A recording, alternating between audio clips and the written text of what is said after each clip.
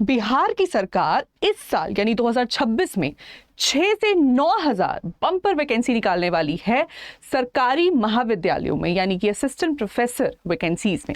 अब एक बहुत ही बड़ा मौका है और इस मौके का सबको फायदा मिले इसके लिए बिहार सरकार एक बिहार एलिजिबिलिटी टेस्ट यानी कि बेट का एग्जाम भी कंडक्ट करवाएगी।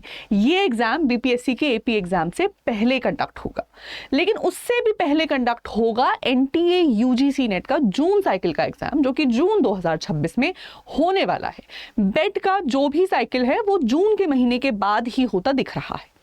तो ऐसे में जितने भी कैंडिडेट्स हैं उनका एक सवाल बन रहा है कि क्या हमें यूजीसी नेट क्वालिफाई करके फिर बिहार में एलिजिबल बनना चाहिए या बेट क्वालिफाई करके फिर एलिजिबल बनना चाहिए।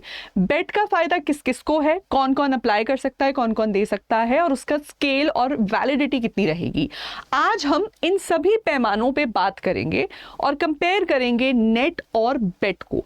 ये भी समझ में आएगा कि आपके लिए क्या बेहतर रहेगा।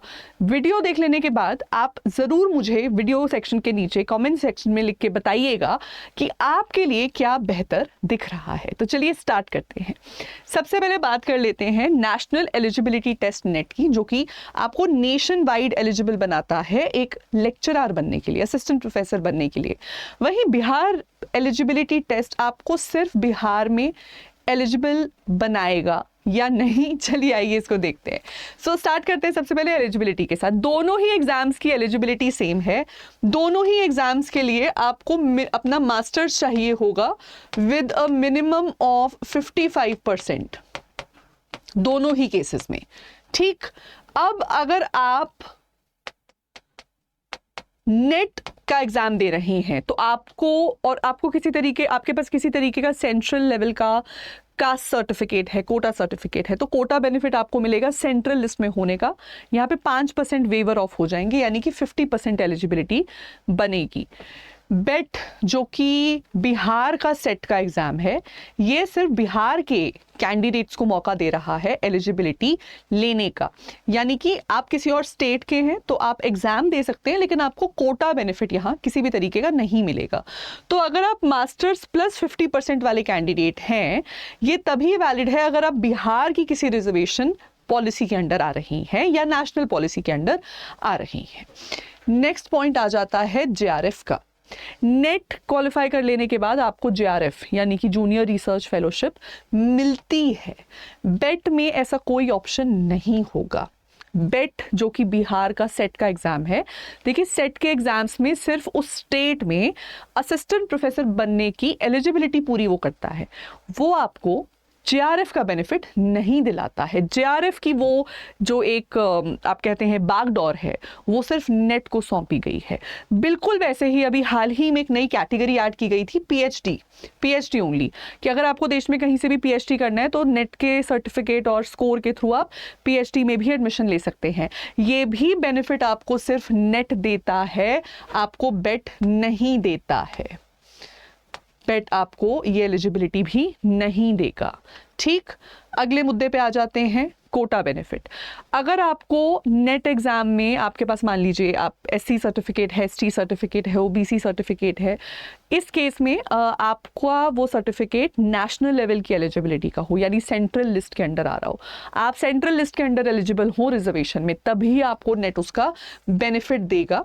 ठीक है, आपको सेंट्रल रिजर्वेशन पॉलिसी के अंडर आना है तभी नेट आपको उसका बेनिफिट देगा। अगर आप अपनी ही स्टेट में मान लीजिए ओबीसी में आ रहे हो लेकिन नेशनल लेवल की लिस्ट में जनरल में आते हो, तो यहाँ पे आप जनरल में ही कंसिडर किए जाओगे। बेट की अगर मैं बात करूँ तो अगर आपके पास बिहार का डोमिसाइल है, उस केस में आपको यहाँ पे रिजर्वेशन का बेनिफिट मिलेगा, यानी बिहार के कैंडिडेट्स को, यानी बिहार के एससीज, बिहार के एसटीज, बिहार के ओबीसीज को ये बेनिफिट मिलता है। अगर आप किसी भी और बाहर की स्टेट के हैं तो आप एग्जाम तो दे सकते हैं, लेकिन आपको वहाँ वो बेनिफिट नहीं मिलेगा। मान लो आप उत्तर प्रदेश में ओबीसी कैटेगरी में आ रहे हैं, लेकिन सेंट्रल लिस्ट में आप जनरल कैटेगरी में ही आ रहे हैं, तो in all of those cases आप बिहार में जनरल में ही माने जाओगे, आपको वहाँ ओबीसी का बेनिफिट नहीं मिलेगा। ठीक है, वैलिडिटी, नेट की वैलिडिटी भी लाइफ टाइम होती है। मतलब मैंने अगर मान लो 25 साल की उम्र में भी नेट क्वालिफाई कर लिया तो मैं 50 साल की उम्र में भी जाके इससे नौकरी ले सकती हूँ। सेम केस ये बेट में भी है। बेट सर्टिफिकेट की वैलिडिटी भी लाइफ टाइम ही रहेगी, यानी आपने आज क्वालिफाई कर लिया और 10 साल बाद कोई वैकेंसी आती है तो अब बिहार में, तो आप वो अप्लाई वहाँ पर कर सकते हो। स्कोप की बात कर लेते हैं। स्कोप नेट का नेशन वाइड होता है, जिसकी फुल फॉर्म ही है नेशनल एलिजिबिलिटी टेस्ट। वो आपको नेशनल लेवल पे एलिजिबल बना देता है असिस्टेंट प्रोफेसर बनने के लिए। यानी कि अगर मैं, जैसे मैं हरियाणा से हूँ, तो कल को मैं चाहूँ तो तेलंगाना जाके भी अपने नेट के सर्टिफिकेट को यूज़ करके वहाँ के कॉलेज में भी अप्लाई कर सकती हूँ। मैं वहाँ भी एलिजिबल हूँ, मैं असम में भी एलिजिबल हूँ, मैं गुजरात में भी एलिजिबल हूँ, मैं हर जगह एलिजिबल हूँ। लेकिन बेट में ऐसा नहीं होगा। देखिए, बेट सिर्फ बिहार का एलिजिबिलिटी टेस्ट है, यानी बिहार में हो रही किसी भर्ती में ये आपको एलिजिबल बनाएगा। तो इस साल के एंड में जो हम बीपीएससी के अंडर जो वैकेंसीज एक्सपेक्ट कर रहे हैं, उन वैकेंसीज में एलिजिबल बनने के लिए आपके पास मतलब दो तरीके हो जाते हैं। एक ये कि आपके नेट क्वालिफाइड है, इन दैट केस आप एलिजिबल हैं। दूसरा, आपके पास बिहार का ही बेट एलिजिबल, बिहार का ही एलिजिबिलिटी सर्टिफिकेट है जो कि बेट है। ये दोनों ही ऑप्शंस आपके पास खुले हैं। तो यहाँ से एक नेक्स्ट क्वेश्चन अब हमारे सामने आता है that which one is better, choose किसको करें। तो देखिए, चूज करने के लिए टाइमलाइन को थोड़ा सा समझना पड़ेगा। अभी हम नेक्स्ट बड़ा एग्जाम जो इस मुद्दे में एक्सपेक्ट कर रहे हैं वो है जून 2026 का नेट का एग्जाम, और बेट का कोई भी जो एग्जाम है वो आप मान के चलिए कि जून के बाद ही आएगा। तो बेट होगा, बेट के बाद बीपीएससी अपना असिस्टेंट प्रोफेसर एग्जाम कंडक्ट करवाएगी। तो ऑर्डरिंग ये रहेगी आपकी। तो इस ऑर्डरिंग के तहत चाहे आप कुछ भी कर लें, आप चाहे बेट की कितनी भी तैयारी कर लें, नेट का एग्ज़ाम पहले आ रहा होगा। देखिए, मेरा कहना है कि ये बात सच है कि बिहार के कैंडिडेट्स को काफ़ी बेनिफिट है बिहार एलिजिबिलिटी टेस्ट एग्ज़ाम का, लेकिन उससे पहले नेट की कोशिश ज़रूर करना। क्या पता आपका जेआरएफ निकल जाए, क्या पता ओनली नेट मिल जाए, तो उससे भी बेनिफिट है। आप नेबरिंग स्टेट्स में भी एलिजिबल हो जाओगे वैकेंसी के लिए। तो तैयारी आपने क्या करनी है, तैयारी आपने पहले नेट वाली ही करनी है। उसका एक और बेनिफिट है, जिसकी नेट की तैयारी है उसकी बेट की ऑटोमेटिकली तैयारी हो जाएगी। इसका तो पैटर्न सिलेबस अलग रहेगा, लेकिन बेट और नेट ये दोनों सेम पैटर्न पे चलेंगे। तो जो एक बार नेट लेवल की तैयारी कर लेता है, मान लो कुछ मार्क्स से उसका रह भी जाता है, वो इतना सक्षम हो जाएगा बेट के लिए कि फिर बेट तो उसका पक्का क्वालिफाई होना ही होना है, इसमें कोई शक या दो राय नहीं है। तो मेरा सजेशन है आपको कि आप आज से और अभी से आपके जो भी, और मैंने सब्जेक्ट्स के ऊपर और एलिजिबिलिटी और एक जनरल वीडियो ले रखी है हमारे इस चैनल के वीडियो सेक्शन में, आप जाके देख सकते हो क्या है बेट, क्या है एलिजिबिलिटी, कौन कौन से सब्जेक्ट्स हैं, सब बता रखा है उसमें। 50+ सब्जेक्ट्स वो कवर कर रहे हैं। तो अगर आपका सब्जेक्ट उसमें से एक है, मैं सजेस्ट करूंगी उस सब्जेक्ट से नेट की तैयारी करो। और अच्छी बात यह है कि नेट का तो अभी फॉर्म भी नहीं निकला है, मिड अप्रैल में हम फॉर्म एक्सपेक्ट कर रहे हैं। तो जब फॉर्म निकलेगा, फॉर्म भर देना। इसी चैनल पे मैं जानकारी दे दूंगी आपको आके, फॉर्म भर देना। तैयारी आज से अभी से शुरू कर दो और उसी तैयारी से आपका बेट क्वालिफाई करो। नेट तो कर ही लो, नेट क्वालिफाई कर लिया, फिर बेट क्वालिफाई करने की जरूरत ही नहीं पड़ेगी। मान लो ये थोड़ा सा थोड़े से मार्क्स से चूक गया तो फिर बेट दे देना, ये पक्का हो ही जाएगा। और एलिजिबिलिटी तब तक आपकी तैयार हो जाएगी असिस्टेंट प्रोफेसर एग्जाम के लिए, बिकॉज फिर असली जंग यहाँ है।